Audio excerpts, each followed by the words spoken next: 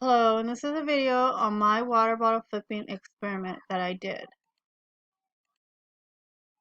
So preferably use a 16-ounce water bottle. You're going to fill the water bottle with water about 1/3 of the way. You're going to hold the top of the water bottle so that the water goes to the center. The gravity is at the base of the bottle. When the bottle is tossed, it rotates,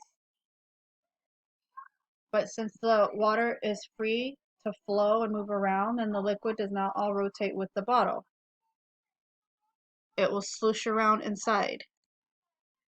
Here is a video of me demonstrating.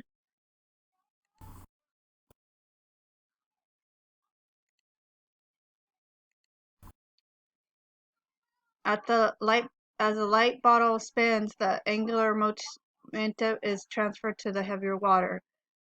The bottle's spin is slowed, and then nearly unspinning the bottle that falls with the gravity and it lands straight up onto the table, which the water flows down as well.